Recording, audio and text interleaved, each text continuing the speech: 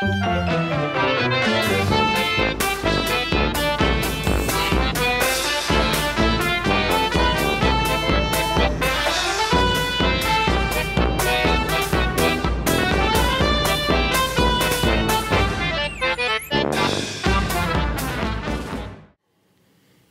Sugar's Magic Circus.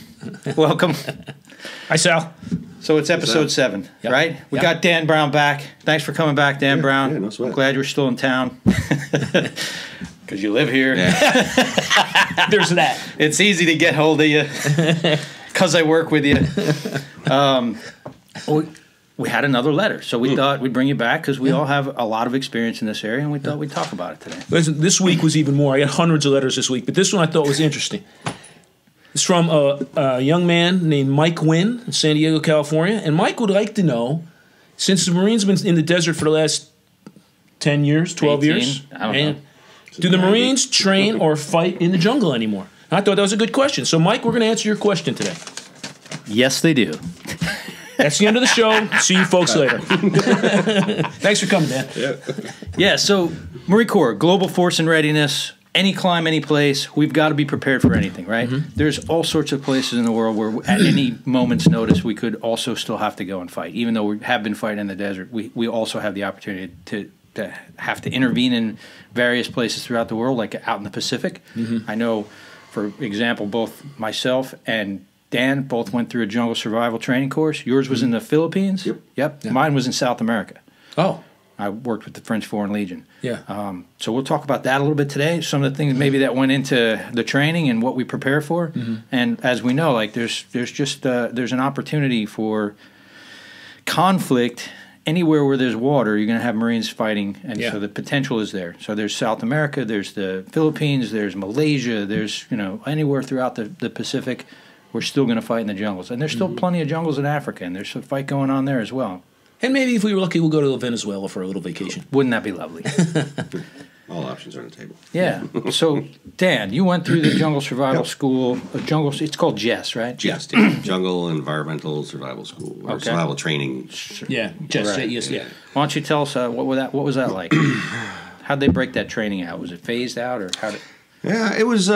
We knew we were going to go through it. Didn't quite know how. I was probably PFC Lance Corporal, and they brought us up to a classroom, and these Filipino guys, they called them Negritos, were given a class. They were the jungle. They were the indigenous, I guess, in the area, and so they would give us a series of classes on, this animal, that animal, this tree, that tree, and then give you a familiarization, a walk around. And they actually had some of the animals in a cage, kind of like a mini zoo. And this one monkey kid was messing with the monkey, showing him his teeth, and they didn't like that. I don't know if they were pissed at my coworker or whatever, or anyway, so they got pissed at the monkey and beat it a little bit. No kidding. Yes, but that was I didn't understand. I guess they got embarrassed that their animal was acting crazy. I think it was like throwing shit at them and stuff like that. Interesting. And they had this big, huge boa or a python or something like that, and they're like, "Hey, these are the things that you probably are going to encounter, or you have a possibility of encountering on it." So I thought that was pretty cool. Yeah. And then once all that was done, then they give you a small bag of rice and a bowl of knife, and see you in a week or two. And that was it. So then they take you out, and you got to learn. They taught you how to do traps. So you're trying to. And then we come across stuff. They had a tree with soap that you pull the bark off and you rub it together and it turns into soap. It was pretty cool. Vines you can drink out of. I was like, oh, this is really cool. Beans you can make tea from. And I really had a good time doing it. But then that night we're on fire watch. This is legit fire watch. It's a survival fire, and we didn't care about people seeing us or whatever. But anyway, they come back and they got this monkey. Oh, jeez. So the monkey that they didn't like, that was throwing shit at the guy that was teasing the monkey, they threw it in with the boa. The boa constricted it, but didn't eat it. I guess they beat it too much because I guess they like to have their prey a little active. Yeah, a little active. So we had monkey that night. How tasty was that? Yeah, was it good? It was very tough. No. Yes, it's grizzly. It was like not delicious. It was like eating like a pig ear or something. Yep. I don't know. It was. But what we were supposed to be eating, what we were trying to eat was, we put bamboo So, you know, they teach you all these little things, and you tap on the bamboo, and if you hear something, well, it's a bat in there. So you cut above and below those cells, and you just throw that in the fire, and it tastes like burnt popcorn. Really? You cook them in the bamboo, the bat? Yep. And he doesn't come out? Nope. I guess not. They're probably crazy. trying to escape somewhere. Because they go in through like little slits or somehow, you know, they nest in the bamboo. But with that, we ate snails, had that monkey, and that rice. Delicious. Yes, so delicious. But I enjoyed it. Yeah. You know, I was like, yeah, this is what I came in for. Yeah. I'm a tough guy. Yeah. So I think it was 86. We flew down to French Guiana, at that time I had a good relationship between Force and the French Foreign Legion down there. Who they actually run the space program for France down in French Guiana. It's on the equator. They've got a satellite launch point. Yep. And so the French Foreign Legion is down there. Their primary mission, they run active patrols constantly because they're protecting that. They're equivalent of NASA basically. Yeah. And as a part of that, they built a small. Well, it's not that small actually. It's pretty big because the jungle down there is like it's just a free for all. It's huge. Yeah. But they built this jungle survival school down there for the guys because if they're going to be doing these real patrols as they come from various places in the world, they bring them there, they train them, and then they send them out on these things, right? So we took advantage of that. Great. What a great course. Yeah. The course was cool, but also there was like a free play part at the end where if you wanted to work on specific skills while you're in the jungle, and that's where some of my story will come from today. So we did the same thing. They had like a little zoo in the beginning. They give you a bunch of classes. They teach you how to survive on your own, teach you how to build shelter, how to get fire, you know, all this great stuff, how to fish, how to do traps. Then they transition from that into warfare stuff. So then we did, you know, techniques for patrolling and techniques for establishing an ambush in the jungle and how it's different and how sound travels at night differently than it does during the day and all that kind of stuff. And then they have this sort of live action, live fire. I would say a route that you run through as a platoon. Yeah. And then they do ambushes and stuff. But it's really well set up. Like it's, you know, simulated ambushes, but then you transition to live fire. Cool. And they got targets set up, and you blow claymores. You can do anything you want. Yeah. It's great. So it's really amazing. There's no ranges. In fact, we were like at the end, the last part is this survival exercise where they put you in the jungle for 5 days. You got to practice all the things that they taught you so far. Sure. And then the final part was they say, okay, if there's anything else you want to train on. Well, that's what we did. We did a patrol with a dog leg into like a rally point or objective rally point and a hide site. And then my team leader wanted to practice like actions on if we got compromised and attacked by a larger force. So we had the claymore set out. We blow claymores. We're running. We're doing Australian peel. We're doing team, bounding, all this great stuff. And we're live firing. It's great. Yeah. We're just one of the. And when we asked, like, where can we do this? The French were like, oh, yeah, so the jungle. And we're like, but where's the ranges, though? And they're like, no, it's over there. Like, just go far away enough that you won't hurt anybody. Right. That's how you guys do ranges? Okay, great. Good safety brief. Yeah, no kidding. So we're doing this, and it's great. Everybody's doing their thing, and we're kind of far away. We took some canoes out to this area, and we're like in this nice, like pristine jungle area, and we're tearing it up and having a great time. Yeah. And I'm running back, and I know how to run in the jungle. It's hard to run in the jungle. Vines grab you. You can't step on logs because they're wet. You got to step over them. Well, I timed it wrong, and I stepped right on this wet log, and my ankle slipped, and I went down full force and third-degree sprain left ankle. Yeah. Demolished it, and we're out in the middle of nowhere.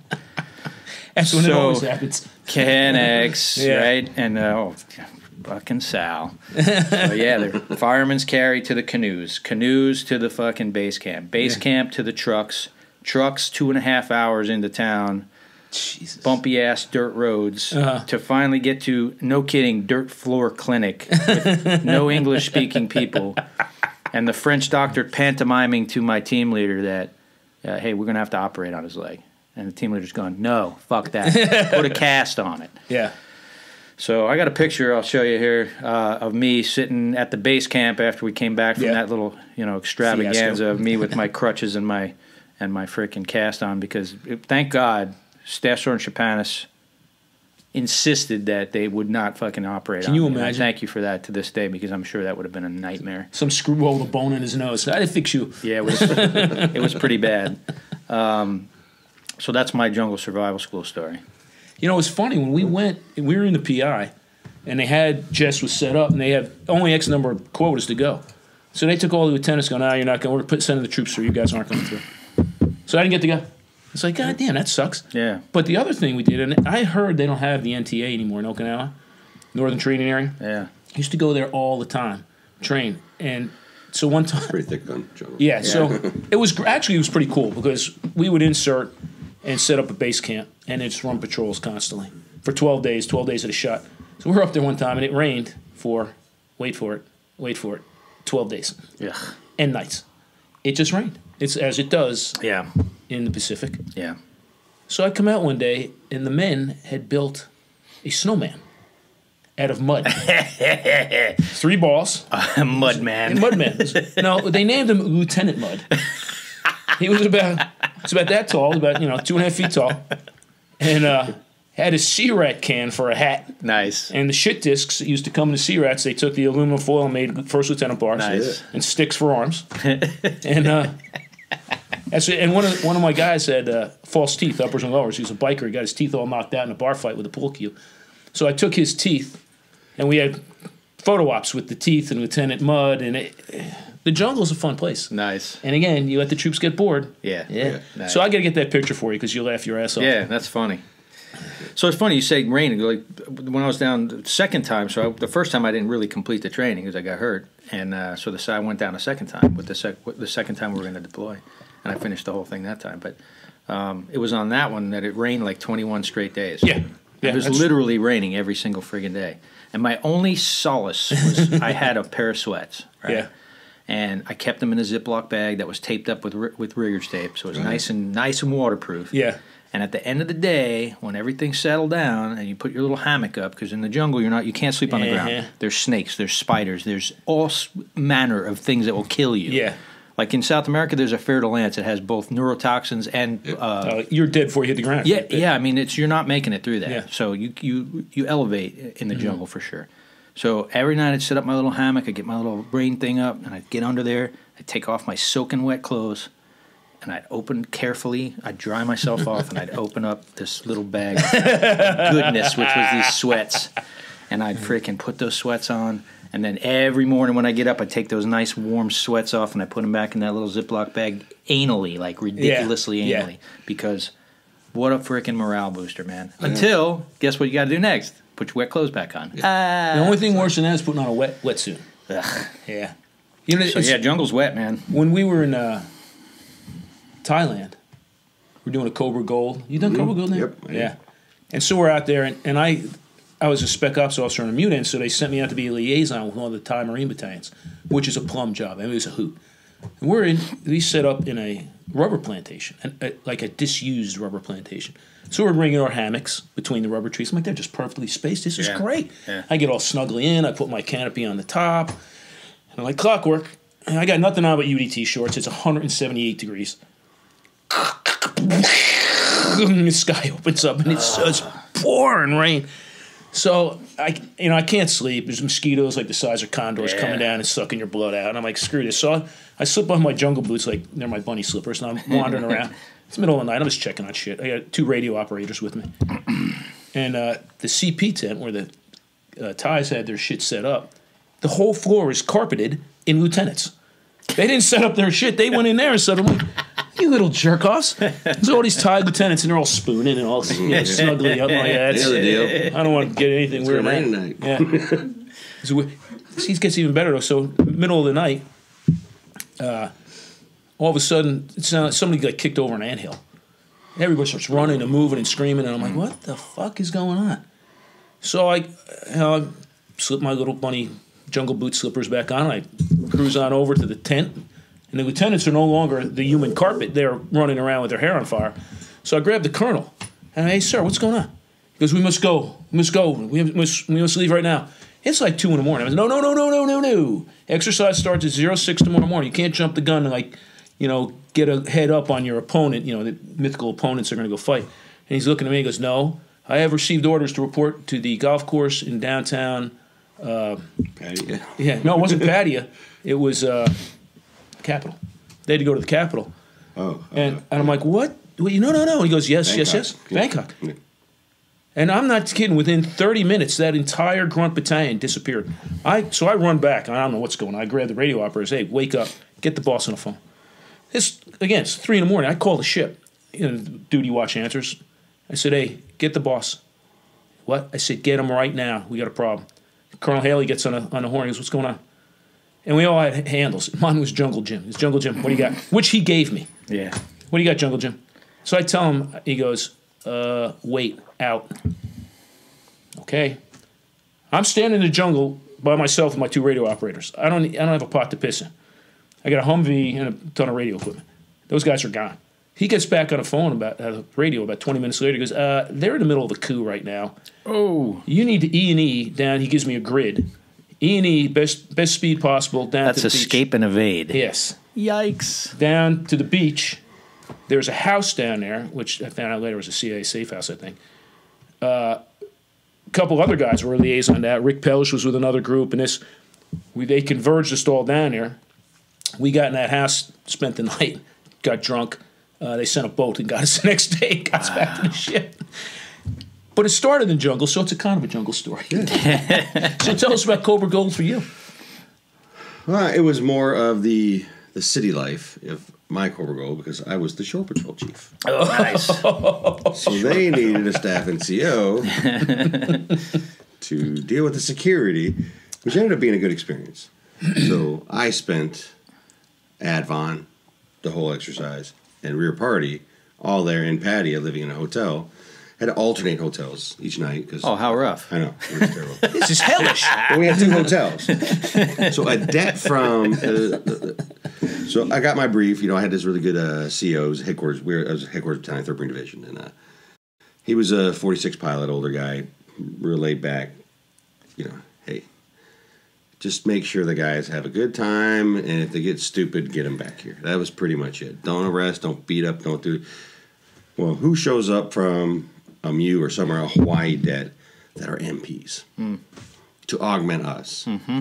And they've got a lieutenant, and they've got their probably 10 MPs. So we have our little welcome brief.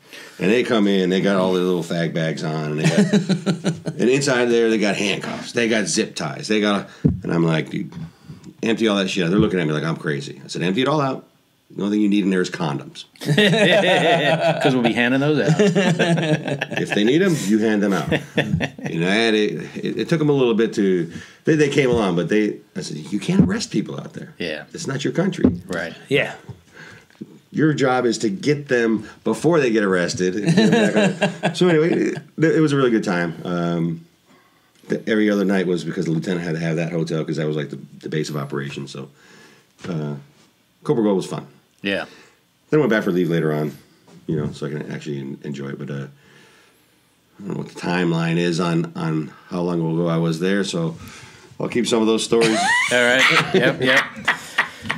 So the bars are open 24 hours a day there, I can tell you that. Yeah.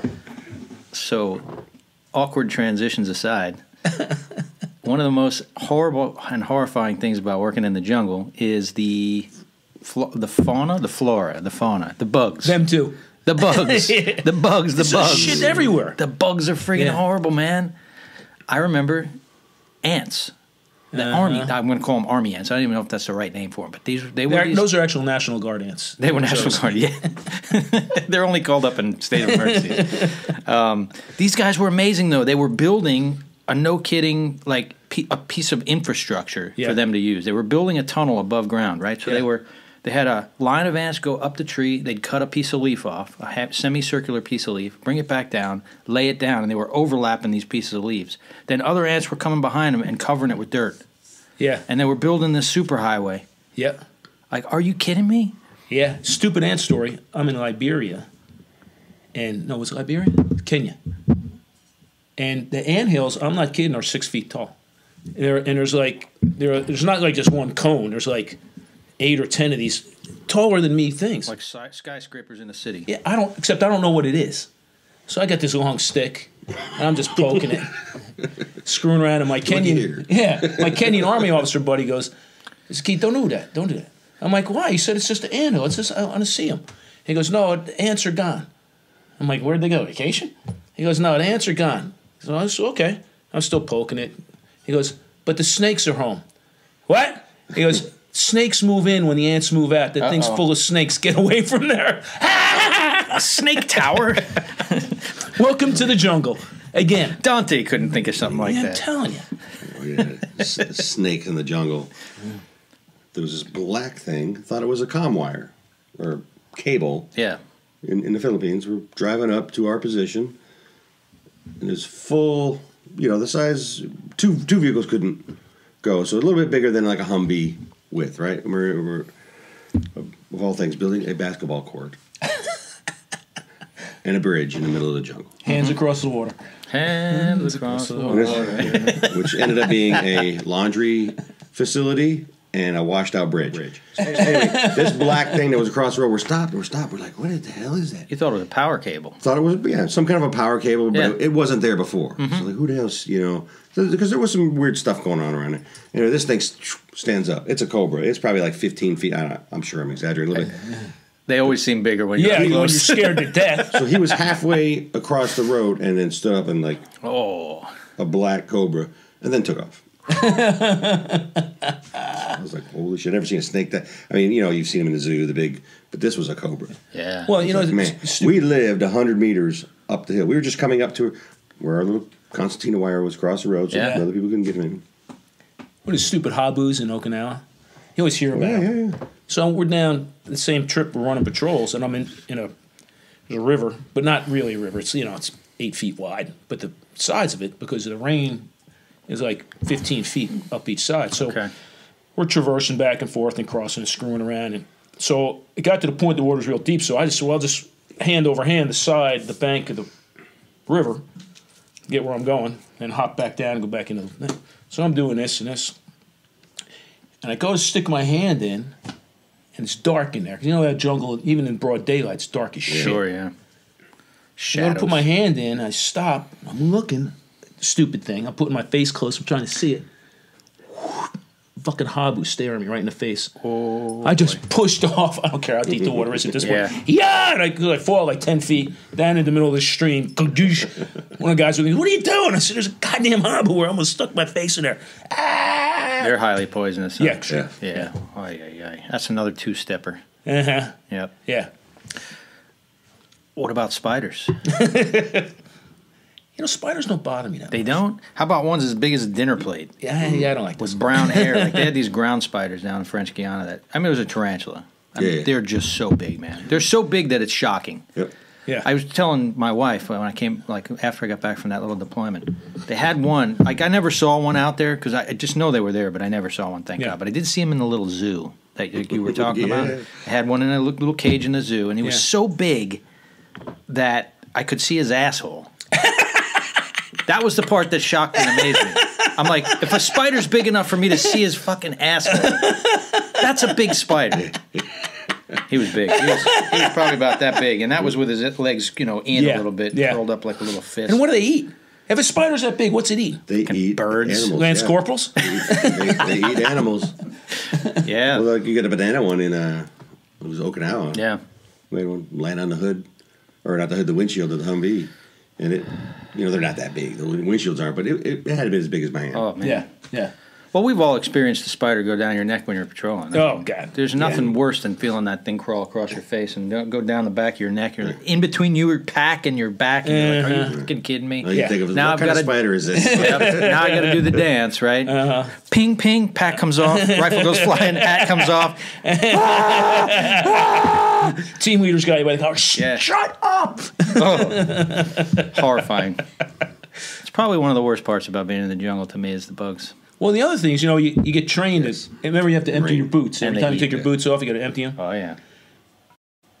I got to the point, he asked my wife, I was probably out of the Marine Corps for 10 years before I stopped every time I picked up a shoe doing this and then putting it on. It gets so ingrained because you only got to see one guy with a giant spider or a snake come out of his shoe or his boot. You only have to see that once. And I never forgot to do that. If this is a pair of shoes that I haven't worn in a little while, I shake them. I'll shake them every time. Yeah. I do the same thing even now with my sneakers. I go out for a run in the woods and they get muddy and shit, so I leave them on the front porch. Yeah. And I did it the other day. I was laughing, so I pick up my sneakers. I'm like, this thing's been at it for 2 days. Well, one of the things they had us do when they're in that school was they taught us you put two sticks out next to your hammock and you put your Upside down. Boots upside down on the sticks, high enough off the ground that nothing can get up in there. Yeah, I mean, they can still crawl up in there, but it's they it's less likely. Pretty determined. Right, exactly. I'm getting in that guy's boot. Yeah, goddamn snakes. So jungle, we still do it.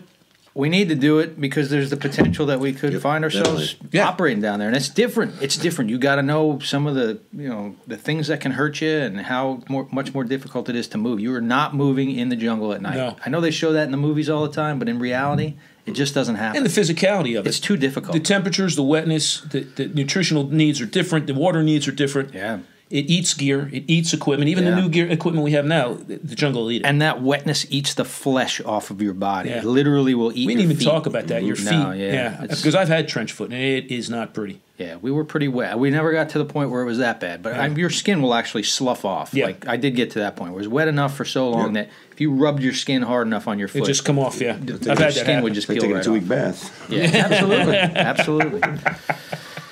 Well, that was a fun one. Thanks for coming out, Dan. We appreciate it. I appreciate it. All right.